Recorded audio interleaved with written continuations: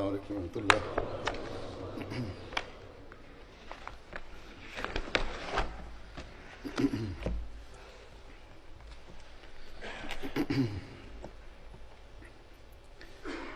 أشهد أن لا إله إلا الله وحده لا شريك له وأشهد أن محمدا عبده ورسوله أما بعد فأعوذ بالله من الشيطان الرجيم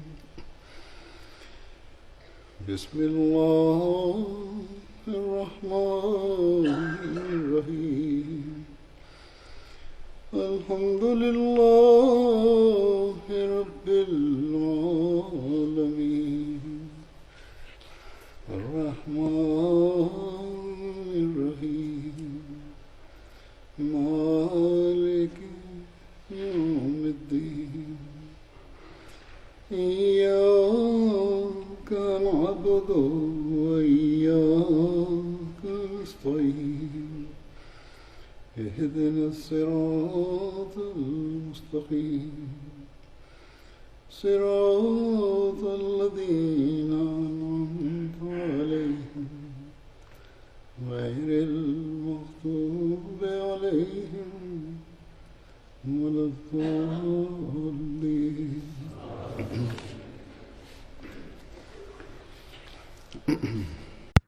Bismillahirrahmanirrahim. Hazur kaže, nastavit ću da govorim o ashabima koji su učestvovali u bitci na Bedru. Prvo kojeg ću spomenuti je Asim bin Adi. Njegov otac se zvao Abisa. On je pripadao plemenu Ađlan. Hazreti Asim je bio jedan od vođa tog plemena. Što se tiče njegove titule, postoje razna mišljenja. On je bio srednjeg rasta. Abul Burda je bio njegov sin. Ćerka mu se zvala Sehla. Ona se udala za Abdurrahmana bin Aufa. I oni su imali 4 djece, 3 sina i 1 kćerku. Kada je časni poslanik sallallahu alejhi ve sellem krenuo na Bedar, on je njega postavio za emira jednog dijela Medine. Prema jednom hadisu iz mjesta Roha, časni poslanik sallallahu alejhi ve sellem ga je postavio za emira gornjeg dijela Medine. Časni poslanik sallallahu alejhi ve sellem ga je poslao nazad u Medinu, ali on je ubrojan u one ashabe koji su učestvovali u bitci na Bedru, zbog toga što je krenuo sa poslanikom. Također, poslije bitke on je dobio dio ratnog plijena. U Sirat Hatamun Nabijin ovaj događaj je zabilježen u ovoj knjizi. Tu je zapisano kad su krenuli na Bedar, Abdullah bin Makdum je bio postavljen za emira Medine, ali poslije, zbog toga što je on imao oštećen vid, poslanik sallallahu alejhi ve sellem ga je postavio za imamul salat, onaj koji će predvoditi namaz, a Ebu Lababa je bio postavljen za emira Medine, a onda za ljude koji su živjeli u gornjem dijelu Medine, poslanik sallallahu alejhi ve sellem je postavio za emira Asima bin Adi. Hazreti Asim je učestvovao u bitci na Bedru i Uhudu, također u svim ostalim bitkama uz časnog poslanika sallallahu alejhi ve sellem. U 45. godini posle hidžre, u vrijeme vladavine Amira Muavije, on je preminuo. Imao je 115 godina, a prema drugom hadisu se spominje da je imao 120 godina. Kada je osjetio da mu se smrt približila, rekao je tim oko njega da ga ne oplakuju, da je on živio svoj život u predanošću prema Bogu. Kada je časni poslanik sallallahu alejhi ve sellem trebao da ide u borbu na Tabuku, tada je pitao svoje ashabe, imućne ashabe, da dodijele od svoje imovine za tu borbu. I ljudi prema svojim mogućnostima su učestvovali i udjeljivali za ovu borbu. Tada je Ebu Bekr radijallahu anhu donio sve što je imao svoje imovine. To je bilo otprilike oko 4000 dirhama. Tada je časni poslanik sallallahu alejhi ve sellem upitao Ebu Bekra: da li si ti ostavio išta za svoju porodicu? On je rekao: za njih sam ostavio Allahovo ime. Hazreti Omer radijallahu anhu tad je donio pola svoje imovine i njega je časni poslanik sallallahu alejhi ve sellem pitao: šta si ostavio za svoju porodicu? On je rekao: ostavio sam im pola moje imovine. Abdurrahman bin Auf tad je dao 100 okija, to je jednako 40 dirhama. I on je rekao: Osman bin Affan i Abdurrahman bin Auf, da su oni blago, Allahovo blago na površini zemlje, jer oni troše za Allahovo zadovoljstvo. Također tad, u to vrijeme, i žene su davale svoj nakit. Također tad Asim bin Adi, kojega sada spominjem, on je dao 70 vask. Vask je jedinica za mjerenje koja je otprilike 2,5 kile. On je tada dao 70 tih vask jedinica u hurmama, što je bilo vrlo velika donacija. Hazreti Asim bin Adi, njemu je bilo naređeno da sruši džamiju Al-Dirar. Detalji o ovome su sljedeći. Hazreti Ibn Abbas govori da Benu Amr bin Auf da je izgradio džamiju izvan Medine i poslao je poruku časnom poslaniku sallallahu alejhi ve sellem da zamoluje poslanika sallallahu alejhi ve sellem da dođe u tu džamiju i da klanja namaz tu. Benu Hanam bin Auf, neki ljudi, kada su vidjeli ovu džamiju, oni su rekli: i mi smo također napravili džamiju kao i ovi ljudi. Onda Ebu Amir i još neki čovjek koji je stvarao probleme, koji je bio licemjer, on je rekao: napravite džamiju i također tu u džamiji sakrite neka oružja, tako da je napravimo centrom spletki. On je rekao: ja ću da odem do kralja Rome i dovešću vojsku iz Rome, grupu vojnika iz Rome, i onda ćemo da napadnemo. Onda su planirali da napadnu časnog poslanika sallallahu alejhi ve sellem. I tako ta džamija je bila izgrađena. Onda su došli kod časnog poslanika sallallahu alejhi ve sellem i rekli su: mi smo napravili tu džamiju radi starih ljudi, bolesnih iz tog mjesta koji ne mogu da dolaze u poslanikovu džamiju. I također i oni su tražili od poslanika da dođe i klanja namaz u njihovoj džamiji. Časni poslanik sallallahu alejhi ve sellem je rekao: sada ja se spremam na putovanje, ali ako Bog da, kada se vratim, onda ću ja doći da klanjam namaz u njihovoj džamiji. Kada se poslanik sallallahu alejhi ve sellem vratio iz bitke na Tabuku, on je odsjeo na jednom mjestu koje je sat vremena bilo udaljeno i onda uzvišeni Allah je objavio sljedeće ajete časnom poslaniku sallallahu alejhi ve sellem: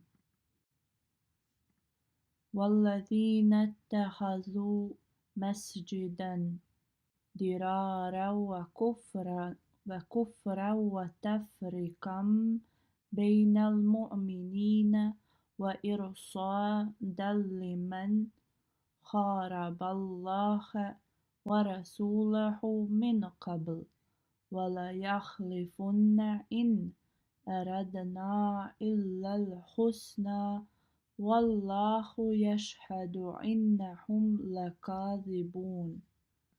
Prijevod ovog ajeta je: a oni ljudi koji su izgradili džamiju da nanesu štetu i nevjerovanje i da izazovu podjelu među vjernicima i da omoguće mjesto skrivanja za onog koji otprije ratuje sa Allahom i njegovim poslanikom, sigurno će se zaklinjati: mi nismo mislili ništa osim dobra, a Allah svjedoči da su oni zaista lažljivci. Časni poslanik sallallahu alejhi ve sellem je tada pozvao Malik bin Akšam i Numan bin Adi i upitao ih je da odu tu kod njih. Prema nekim hadisima Hazreti Asim bin Adi i Amr bin Sakan i Vaši, koji je ubio Hazreti Hamzu radijallahu anhu, i Sueid bin Abbas, također da je časni poslanik poslao i njih. U Šarar Zurkani je zapisano da je možda časni poslanik poslao prvo ovu dvojicu, ali posle je na ispomoć poslao ovu četvoricu za njima. Poslanik sallallahu alejhi ve sellem ih je poslao u Mešđid Derar i upitao ih je da odu tu i da sruše tu džamiju. Oni su stigli tu vrlo brzo. Tu je se nalazilo pleme Malik bin Bukšam. On im je rekao: dajte malo vremena da on donese kao baklju ili neku vatru. On je uzeo neku suhu granu od hurme i zapalio je, i onda je donio i zapalio je tu taj mešđid, džamiju Darar, al-Darar.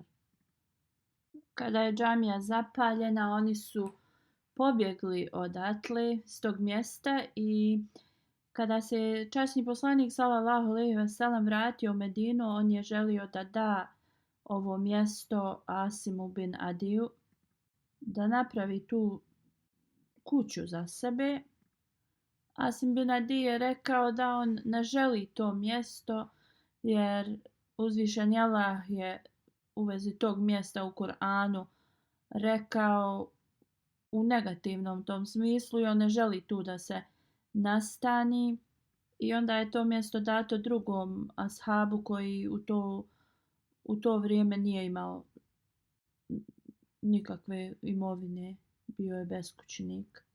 Asim bin Adi je tad rekao da on ima svoju kuću i to mu se mjesto kao ne sviđa, a ovaj ashab on je beskućnik i on nema nikakve imovine, i tako da može tu da izgradi sebi kuću.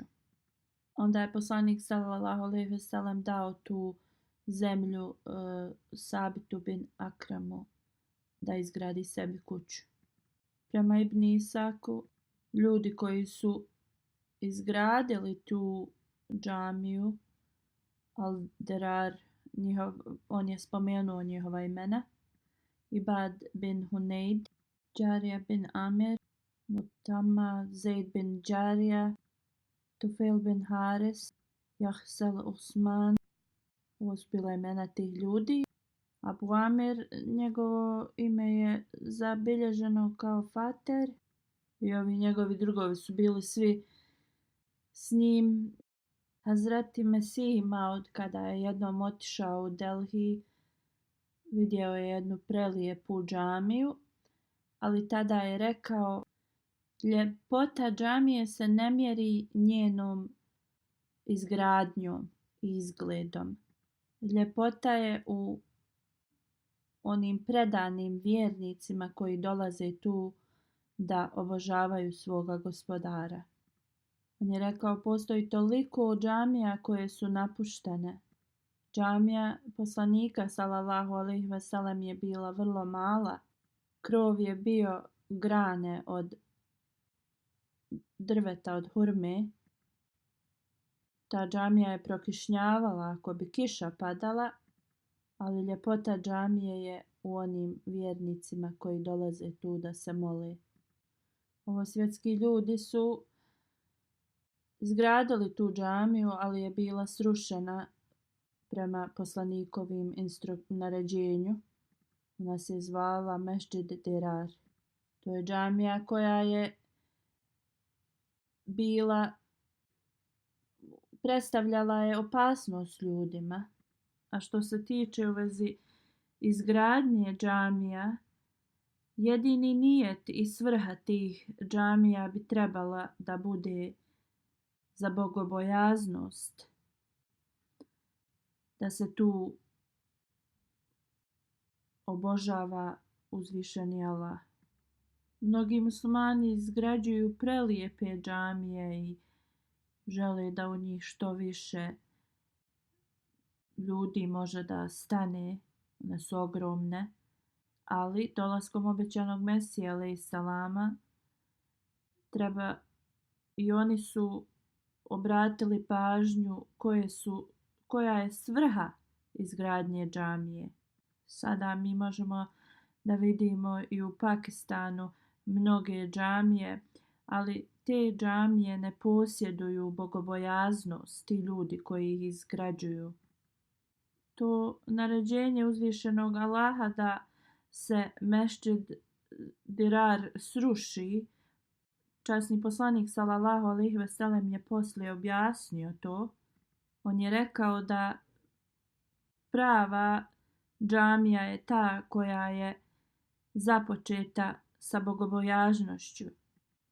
Ali ulema od drugih muslimana, oni su uzeli ovu riječ takva bogobojaznost kao da oni u svojim džamijama smiju da izgovaraju razne vulgarne i svakakve riječi protiv obećanog Mesija alejselama i protiv našeg džamata. A ne samo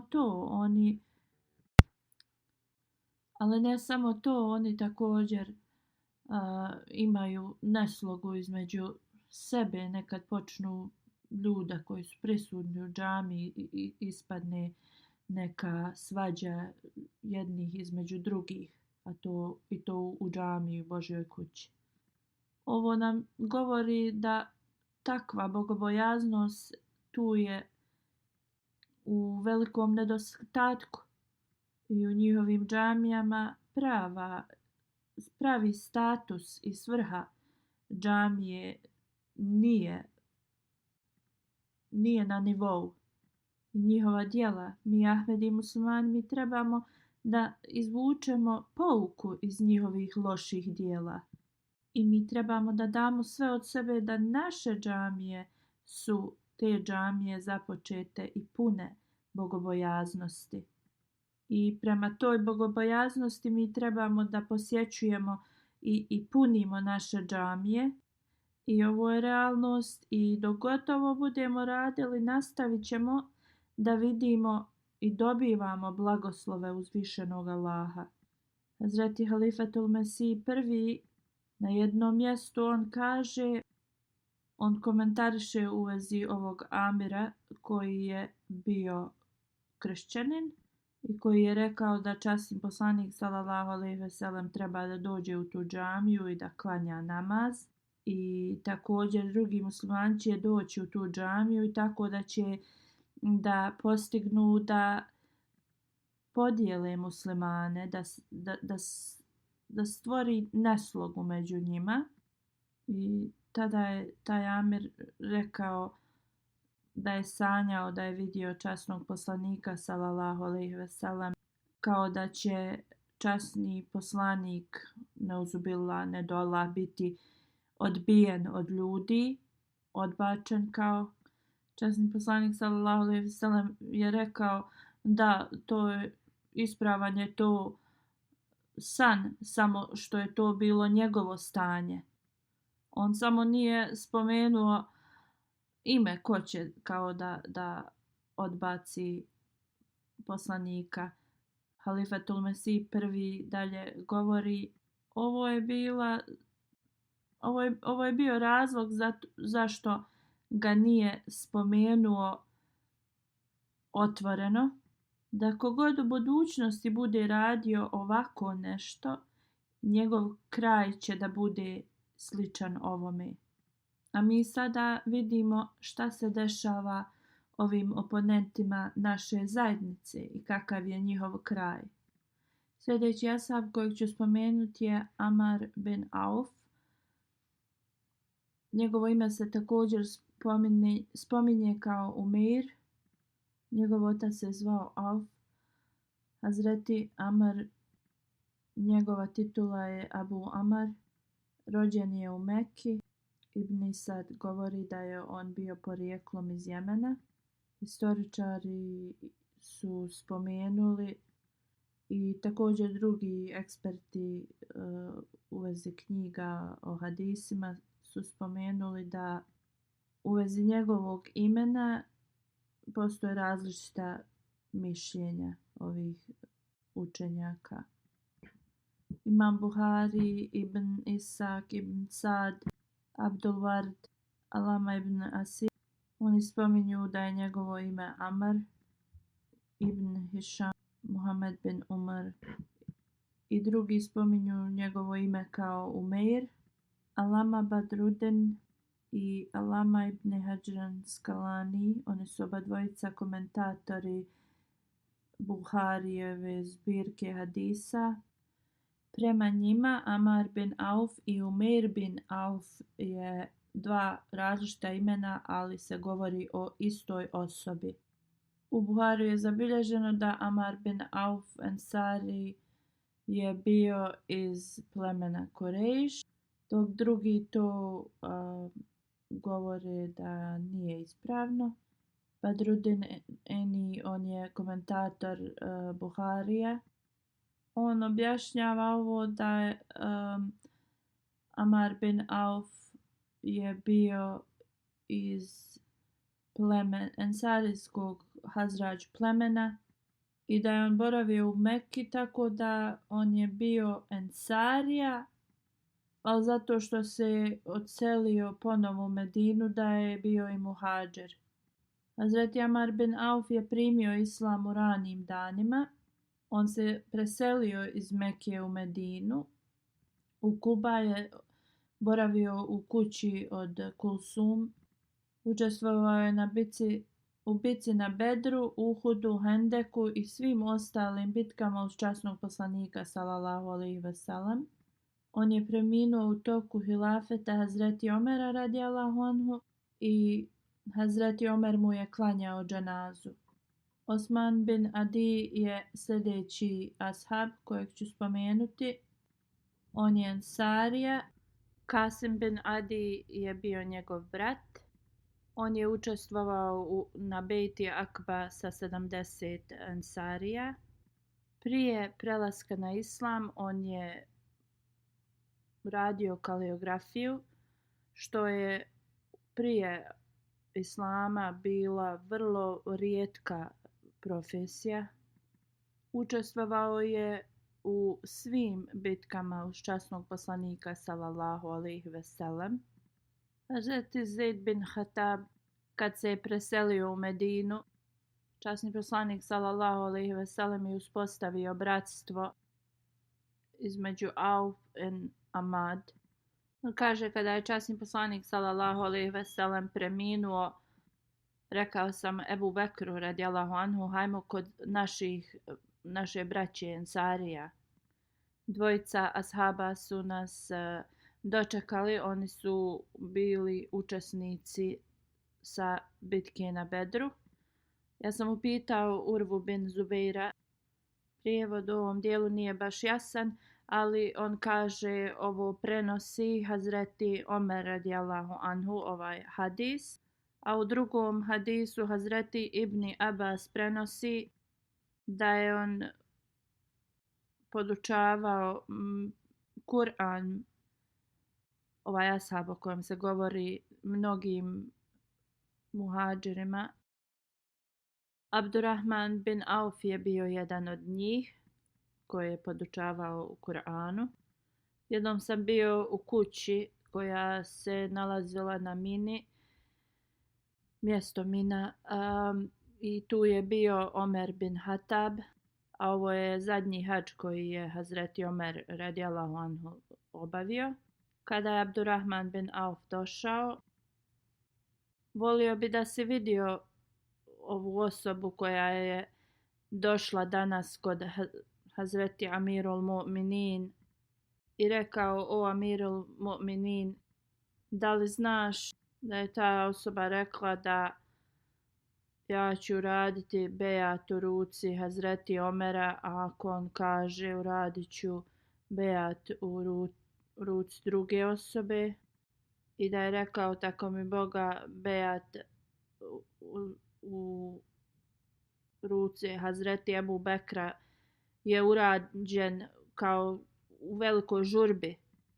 Također ta osoba je spomenula da bejat u zakletvu koju su dali Hazreti Ebu Bekru, kao da je to bilo urađeno na brzinu i Bože sačuvaj da to nije bilo ispravno.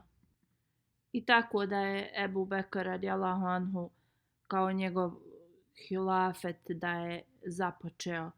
Kad je čuo ovo, Hazreti Omer radijallahu anhu je bio vrlo neraspoložen, kao tužan.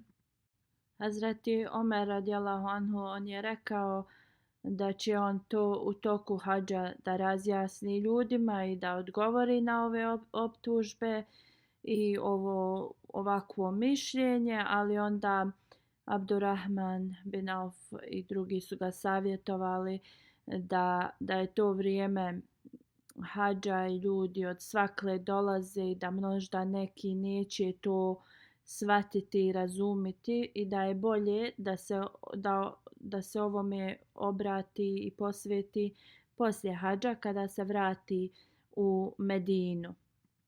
Onda se Hazreti Omer radijallahu anhu složio sa tim i rekao je: kada se vratim u Medinu, to će biti prva stvar koju će on da naglasi i razjasni. Ibn Abbas prenosi dalje da se on vratio u Medinu krajem Zulhidža i na džumi on je došao brzo u džamiju i Seid je bio vrlo blizu njega i on kaže: ja sam sjedio vrlo blizu Hazreti Omera. Moje koljeno je dodirivalo njegovo.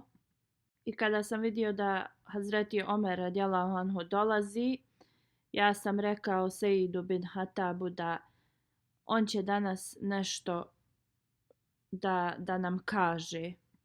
A to je nešto što otkad je on halifa, to nikada nije nam spomenuo i govorio o tome. On je gledao u mene i ovo što sam ja govorio, to mu je izgledalo kao čudno. Moje riječi su mu zvučale čudno. I rekao mi je: ne, on neće ništa reći što nam nije rekao prije. Hazreti Omer radijallahu anhu je sjeo na mimber i kada se ezan završio, ustao je, veličao je uzvišenog Allaha. Poslije toga on je rekao: ja ću da vam kažem nešto što je suđeno za mene da vam ja to trebam da kažem.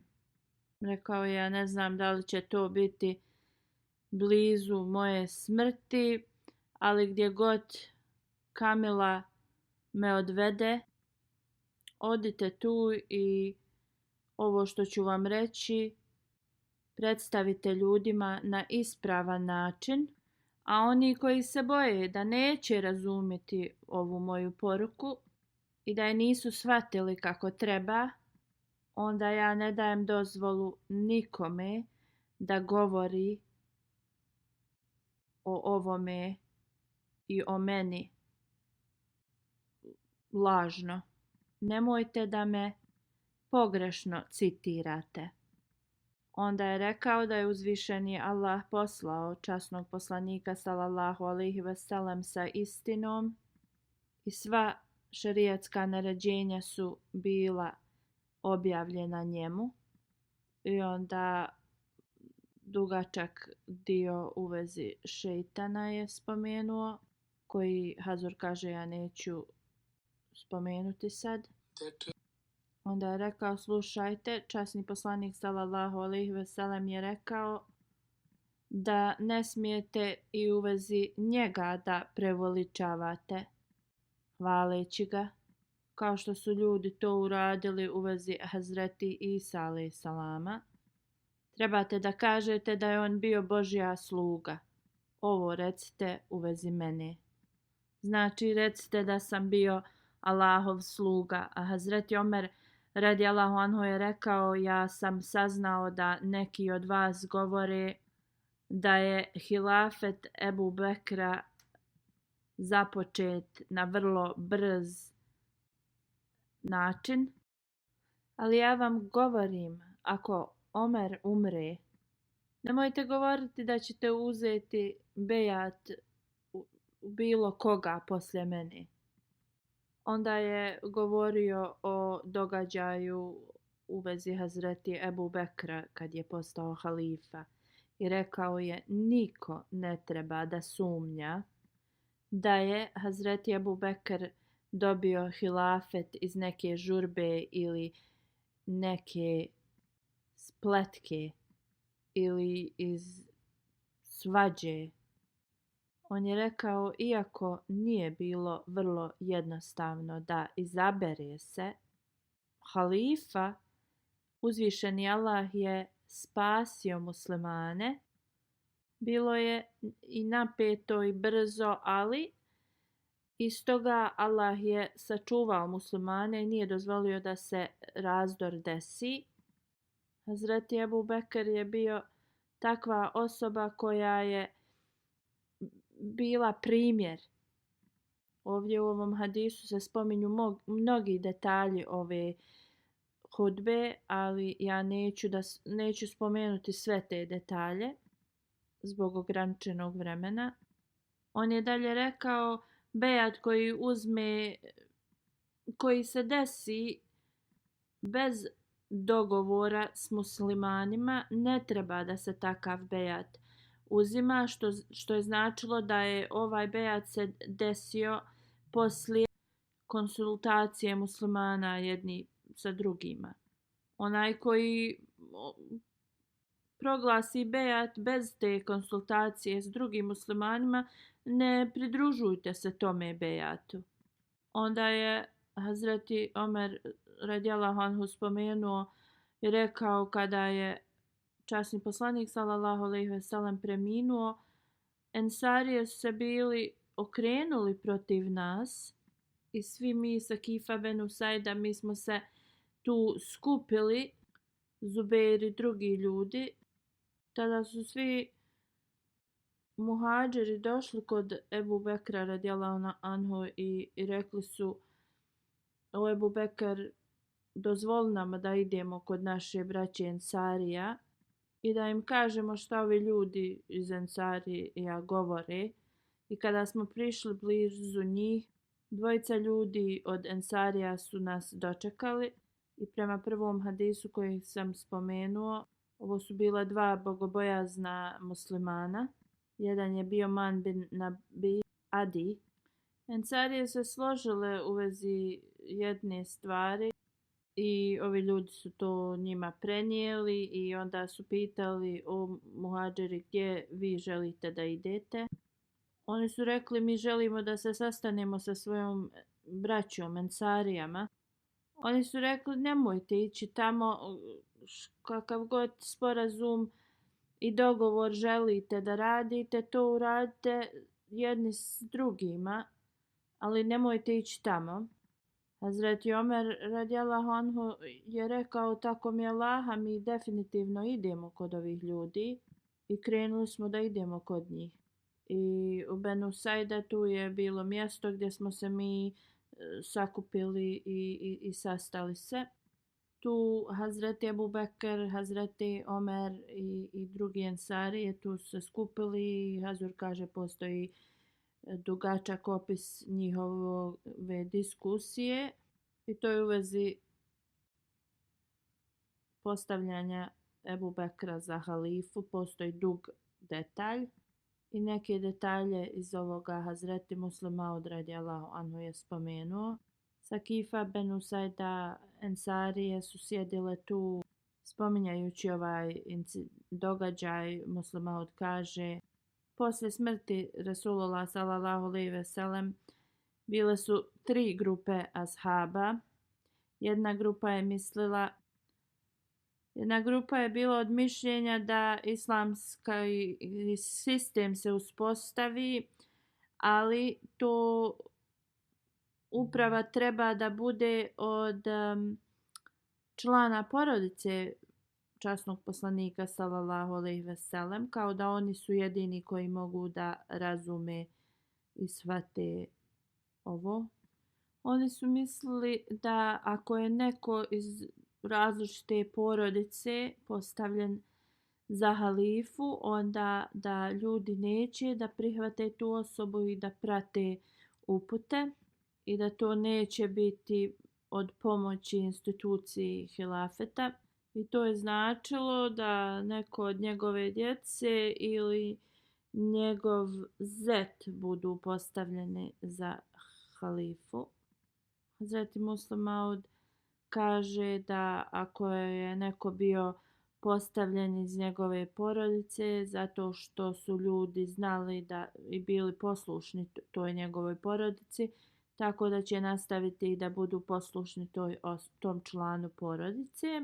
Kao što ljudi, na primjer, su poslušni kralju i kada on premine i onda njegov sin postaje zamjenik i ljudi to vrlo jednostavno prihvate. Druga grupa je bila od mišljenja da neko treba da bude ko je najkvalifikovaniji, a ne da bude iz poslanikove porodice, već da ima kvalifikacije za halifu. Tako da su bili podijeljeni na 2 mišljenja i nisu znali ko će da naslijedi u obliku halife časnog poslanika sallallahu alejhi ve sellem. Onda su rekli oni koji su bili pod poslanikovom sallallahu alejhi ve sellem uputom, ti ljudi koji su duže vremena bili, kao što su muhadžiri i kurejšije, da bi to trebao neko da bude od njih. Drugi su bili od mišljenja da pošto je poslanik sallallahu alejhi ve sellem preminuo u Medini, a u Medini su ensarije bili više uspješniji, bogatiji i imali veću vlast, da bi neko od njih trebao da bude nasljednik.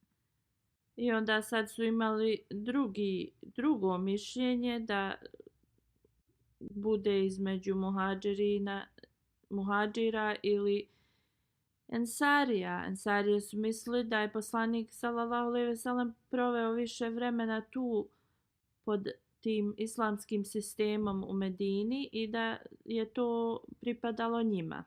Da će oni biti uspješniji u hilafetu, jer u Meki to sistem islama nije ni postojao, tako da su oni smatrali da hilafet pripada njima. Onda isto su neki govorili da je ovo njihovo mjesto i njihova lokacija i da ljudi iz tog prostora će više da budu naklonjeni njima i da će njih da prihvate. Tako da nasljednik ili halifa časnog poslanika sallallahu alejhi ve sellem treba da bude od tih lokalnih ljudi, a ne od muhadžira, imigranata. A muhadžiri su govorili da poslanikovo sallallahu alejhi ve sellem društvo i taj period koliko su oni bili s poslanikom, to Ensarije nisu imali i da su oni imali veći kapacitet razumijevanja religije i veće znanje u vezi religije i da ovo ne posjeduju Ensarije. I tako imali su različito mišljenje i ljudi nisu mogli da donesu zajedničku odluku. Ensarije se počeli da skupljaju na jedno mjesto i Sad bin Ubada, on je bio poglavica Hazridž plemena. Ljudi su bili naklonjeni njemu i rekli su da bi on trebao da bude postavljen za halifu. Oni su rekli ovo je naša zemlja, naši ljudi i da oni imaju najbolji interes za islam.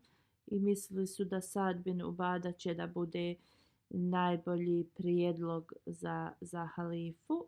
Dok su o ovome govorili, neko je rekao da ovo muhadžiri neće prihvatiti i rekli su mu da on treba da se pobrine za ovo. Onda su oni rekli da trebaju predložiti da jedan vođa bude od Ensarija, a jedan od muhadžira. Sad je bio vrlo inteligentna osoba i on je rekao ovo je prvi nedostatak. Vođa treba da bude ili od nas ili od njih. Reći da jedan bude od nas, jedan od njih, ne shvatate ispravno ni pravu stvar. Ovo će da stvori podjelu u islamu i ovo je neispravno. Kada su muhadžiri saznali u vezi ovoga, oni su došli tu također, kao što je Hazreti Omer spomenuo, da je Hazreti Ebu Bekr i drugi ljudi otišli tu, jer su oni bili od mišljenja da ako halifa nije od muhadžira, da to Arapi neće da prihvate. I u Medini, ako su Ensarije bili u velikom broju i snažni i mućni, ali Mekanlije su imali poseban neki taj status i muhadžiri su mislili ako je halifa postavljen od Ensarija, da će biti vrlo teško da ostatak Arapa prihvate i da možda radi ovoga mnogi ljudi će da napuste islam. Mnogi muhadžiri su otišli tu, Hazreti Ebu Bekr, Omer, radijallahu anhu, Ubejda i mnogi drugi su bili prisutni. Hazreti Omer je, radijallahu anhu, je rekao ja sam taj htio da održim dugačak govor na tom skupu i mislio sam da će se svi Ensarije složiti prema mojim argumentima koje je želio da navede i da umjesto Ensarija neko od muhadžira treba da bude halifa i da će se oni svi složiti tome. Ali kada smo stigli tu, Hazreti Ebu Bekr je ustao i počeo da govori. On kaže ja sam razmišljao kako će Ebu Bekr da ih ubijedi svojim govorom, ali tako mi Boga sve stvari koje sam ja razmišljao da navedem u tom govoru, Ebu Bekr radijallahu anhu ih je spomenuo na tom skupu. A osim toga on je dodao svoje vlastite argumente. I onda sam shvatio da ja se ne mogu takmičiti sa Ebu Bekrom i ne mogu da budem jednak sa njim. Muhadžiri su im rekli da halifa, vođa iz Kurejšija je vrlo važno da se to desi. Također su naveli hadis od časnog poslanika sallallahu alejhi ve sellem. La imatu min Kurejš, da vođa treba da bude od Kurejšija i zbog toga što su oni vrlo napredniji u religiji i u njihovim žrtvovanjima koje su od početka islama podnijeli. Hubab bin Munzir, on se protivio ovome i rekao mi ne možemo vjerovati da i složiti se da vođa bude od muhadžira. On je rekao, ok, ako ne možemo da se složimo, onda jedan emir treba da bude od vas, a jedan od nas. I to trebamo svi da slijedimo. Hazreti Omer radijallahu anhu je rekao poslije nekog razmišljanja, rečeno je, zar vi ne znate da je časni poslanik sallallahu alejhi ve sellem rekao da ne možemo imati dva emira u istom mjestu u isto vrijeme. Hazreti Muslima odgovori da su bili hadisi koji su spomenuli u vezi hilafeta, ali u to vrijeme razmišljanje ashaba nije bilo naklonjeno prema ovim hadisima. A također iza ovoga je stajala mudrost uzvišenog Allaha. I Hazreti Muslima u ovome kontekstu spominje, on kaže da je tada Hazreti Omer radijallahu anhu rekao, ovo jedan emir od vas i jedan od nas, to je i religijski i na bilo koji način nemoguće. I kako je Hazreti Ebu Bekr bio izabran posle duge diskusije, Hazreti Ubejda je ustao i on se obratio i zatražio pažnju od Ensarija. I rekao im, vi ste prvi narod koji je povjerovao poslije Mekke.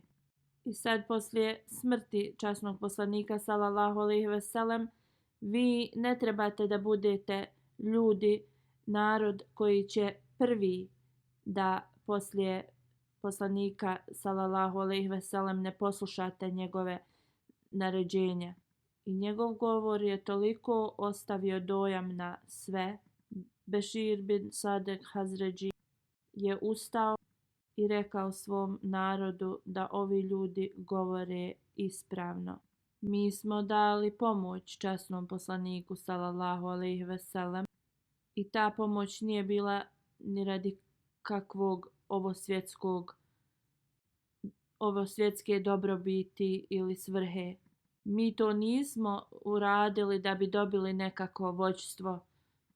Mi smo to jedino radili radi uzvišenog Allaha. Pitanje nije da li neko treba da bude od nas ili od njih. Pitanje je šta je potrebno islamu. I što se tiče ovoga, vođa, halifa treba da bude od muhadžira zato što su oni prvi i najduže bili uz časnog poslanika sallallahu alejhi ve sellem. Ljudi su nastavili da se raspravljaju i poslije 30 minuta ili 45 minuta kada su se svi složili i onda su predstavili ime Hazreti Ebu Bekra. Hazreti Ebu Bekar je predložio Hazreti Ubejda ili Omera radijallahu anhu za kandidata. Oba dvojica su odbili. Oni su rekli onoga koga je časni poslanik sallallahu alejhi ve sellem kada je bio bolestan postavljao za imama, onaj koji je najbolji od muhadžira, mi ćemo njemu da damo bejat. I kada su oni predstavili Hazreti Ebu Bekra, Hazreti Omer radijallahu anhu je rekao, govor Ebu Bekra je bio odličan i sve što je spomenuo je bilo odlično, ali se ne slažem sa jednom stvari, a to je da ja i Ubejda smo predstavljeni za kandidata za halifu. I on kaže, tako mi Allaha, osjećao sam se teško i da pomislim da ja budem izabran za vođu dok je Ebu Bekr radijallahu anhu još među nama. Onda Muslim Maud dalje govori da su se svi složili da će da daju bejat najboljoj osobi, a to je značilo da niko nije bio bolji od Ebu Bekra radijallahu anhu. I tako je bejat Hazreti Ebu Bekra počeo. Prvo je Hazreti Omer radijallahu anhu uzeo bejat, onda Ebu Ubejda, onda Bašir bin Sad, onda Aus and Hazređ pleme i drugi ljudi. I postali su tako uzbudljivi u vezi ovoga. Sad, on je tad bio bolestan, nije mogao ni da ustaje.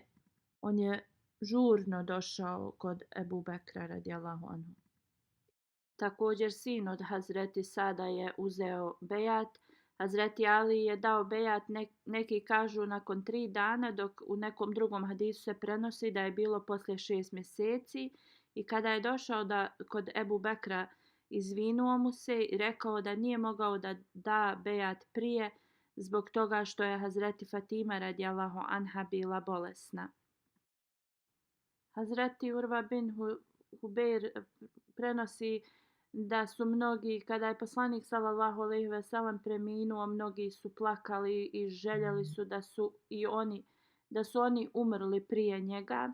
On kaže da to nije bilo njegovo stanje, on nije to želio, on je želio da vidi istinitost časnog poslanika sallallahu alejhi ve sellem i ispunjenje njegovog predskazanja o hilafetu da će se uspostaviti poslije njega i želio je da bude svjedok toga i da posvjedoči i da bude poslušan hilafetu časnog poslanika sallallahu alejhi ve sellem.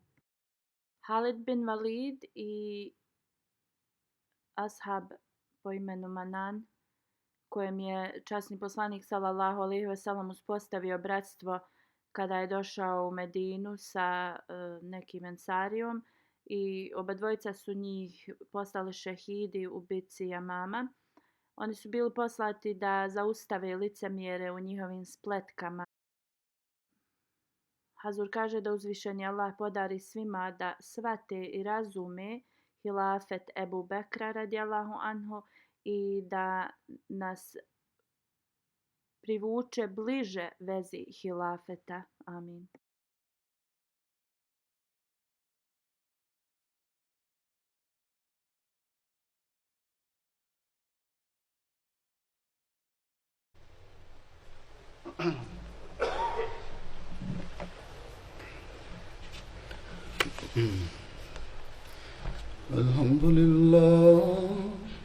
الحمد لله نحمده ونستعينه ونستغفره ونؤمن به ونتوكل عليه ونعوذ بالله من شرور أنفسنا ومن سيئات أعمالنا من يهده الله فلا مضل له ومن يضلل فلا هادي له ونشهد أن لا إله إلا الله ونشهد أن محمدا عبده ورسوله عباد الله رحمكم الله إن الله يأمر بالعدل والإحسان وإيتاء ذي القربى وينهى عن الفحشاء والمنكر والبغي يعظكم لعلكم تذكرون اذكروا الله يذكركم وادعوه يستجب لكم ولذكر الله أكبر